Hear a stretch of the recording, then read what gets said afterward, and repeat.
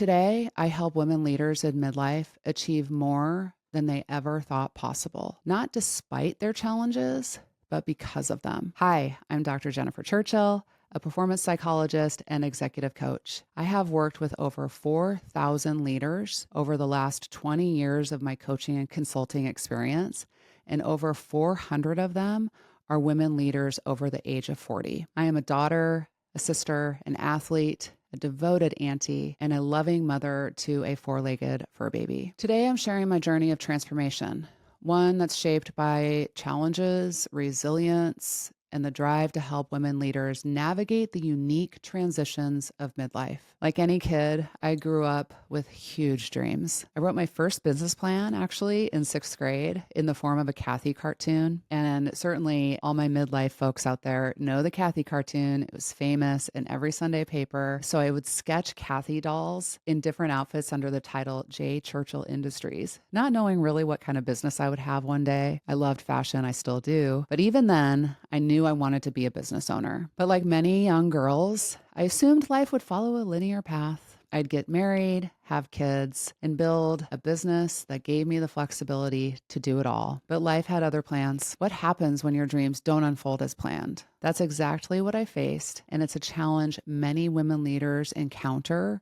in midlife. Many women in leadership actually reach their career prime in midlife, but it's also time when our bodies, minds, and identity start to shift in ways we don't expect. Hormonal changes, health issues, and personal transitions can quietly undermine our confidence and our energy. I have been there. 3 years ago, my health suddenly changed. My cholesterol skyrocketed. Anxiety I'd always managed became debilitating. And sleep, forget about it. It became completely elusive. And I couldn't maintain my body composition no matter how hard I tried. Like what used to work in my 20s and 30s just was not working anymore. I didn't know it then, but I know it now.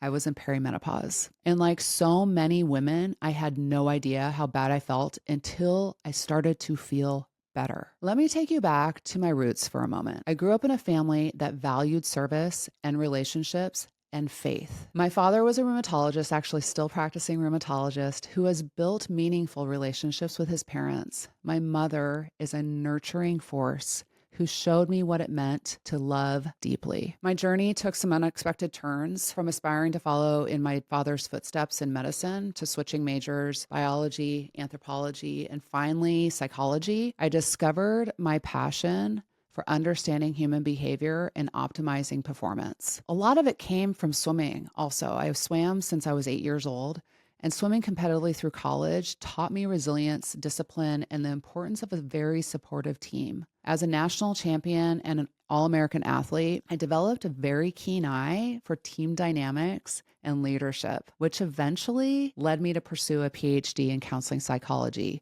and even pursued an MBA to better understand the business world. I would actually get in trouble growing up. This is how much I loved observing people. My mom would be like, "Stop staring, close your mouth, you're gawking."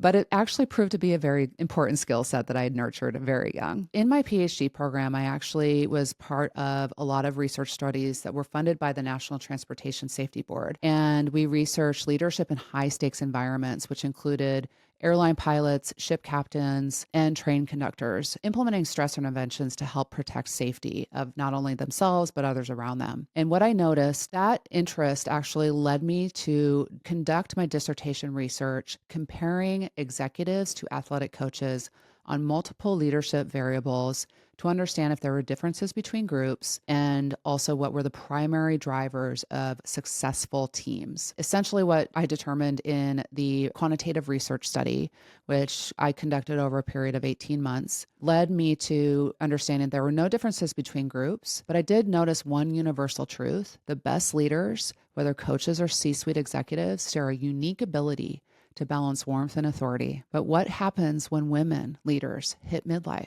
This is a unique phenomenon that only transforms us at this time in life. So all of those professional experiences and education, I really thought I had all the tools to build a thriving coaching business. And I did, but there was something still missing that I was like, I really want to dive deeper into helping more women leaders achieve leadership roles. But it wasn't until I prioritized my own health in midlife that my coaching work would reach a deeper level. It was in 2020 that I decided to give up alcohol, not because of the pandemic. I actually was home for a family funeral and was the designated driver. Then along came COVID and the pandemic. And I thought, I have like really two lanes to go down if I'm going to be isolated by myself in my home back in Minnesota, stay home and get lost in my day, and every day with a cocktail. Or I could actually use this time to really streamline my health, prioritize my well-being, take advantage of this time where,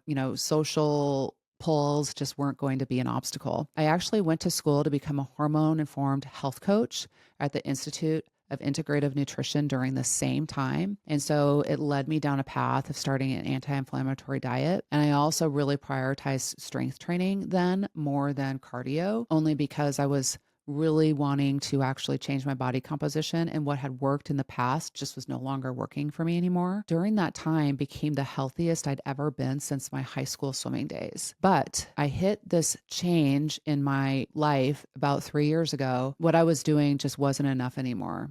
Something deeper was happening, and I didn't know what. And here's what most women and even most doctors don't fully understand. Midlife transitions aren't just emotional, they're physiological. And during perimenopause, our hormone levels drop, affecting everything from our sleep to energy to our ability to handle stress. Our cortisol increases, it just is out of control. Estrogen plummets, and as a result, most women often experience what feels like a complete identity shift. And yet, most women leaders suffer through it in silence. They blame themselves for being tired, distracted, or even less effective at work. I mean, I certainly did that to myself. I was like, I can't even do what I used to do. And things that I enjoyed just became joyless. We often tell ourselves that we're failing. Ultimately, the worst thing can possibly happen for a woman leader who's achieved so much success is that they think about stepping back from their leadership roles that they've worked so hard to achieve. But here's what I tell my clients. It's not you, it's your biology. And once you understand it,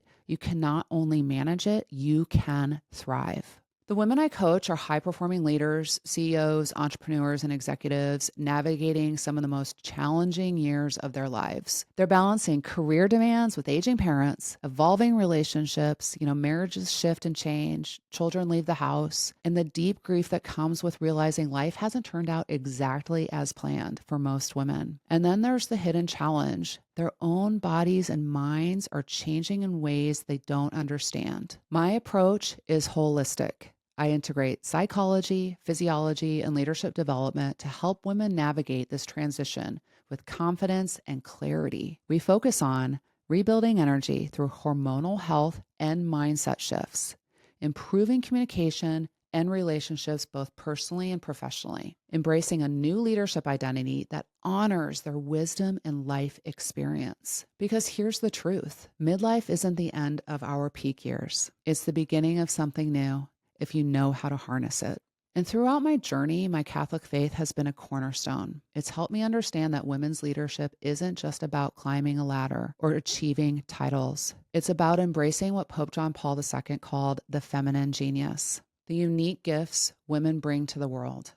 This idea transformed my view of leadership and motherhood, even though I never became a biological mother, which was a lifelong dream of mine, but I saw it disappear as I entered perimenopause. I've come to understand that we are all called to be mothers, if not in body, then always in soul. And this insight has become a powerful part of my work with women leaders in midlife. We're not just navigating hormonal shifts or career transitions. We're transforming our identities and embracing new roles in our families, communities, and workplaces. And in my work with executive women, one of the biggest challenges I see for women leaders in midlife isn't external, it's internal. I call it the inner glass ceiling. It's the voice inside us that tells us that we're too old, too tired, or too far behind to make an impact. It's the part of us that feels unseen, unheard, and unappreciated, despite the years of hard work. But here's the truth. You're not too old, you're not past your prime, and you're just at the beginning of a beautiful new chapter. The key is to recognize and break through that inner glass ceiling, to stop holding yourself back and start stepping into your full power. If you're a woman leader in midlife, you're definitely not alone. I'm there with you. You're part of a growing movement of women stepping into their next chapter with clarity, confidence, and purpose. In fact, women over the age of 50 account for 27% of all consumer spending. Forbes calls us the super consumer because with more than $15 trillion in purchasing power, we are the wealthiest and the most active generation in history. And yet, we spend 25% more of our lives sick compared to our male colleagues and friends, because it wasn't until 1993 that it was required to include us in clinical research, which prevented accurate solutions to our healthcare. We must change this. I'm part of this movement. I want to create a totally new narrative of how valuable it is for us to not only have our health prioritized, but we have more leadership opportunities because we're taking care of ourselves. My mission is to help you navigate this transition through perimenopause into menopause with tools, insights, and community support so you can thrive both personally and professionally. Because when women leaders rise, everyone benefits. If you found this to be helpful, don't forget to like, subscribe, and share this video with someone who needs it.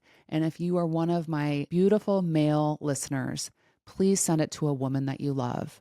And come back and listen to understand how you can support more women that you love in your life. Because one day your daughter will be in midlife. Your wife will be in midlife one day. Your sister will be, your colleagues and your teammates. And for my women leaders listening, if you're ready to take the next step in your midlife leadership journey, check out the links in the description for resources and coaching opportunities. And remember, your greatest transformation often comes at midlife. Embrace it, own it, and lead with it.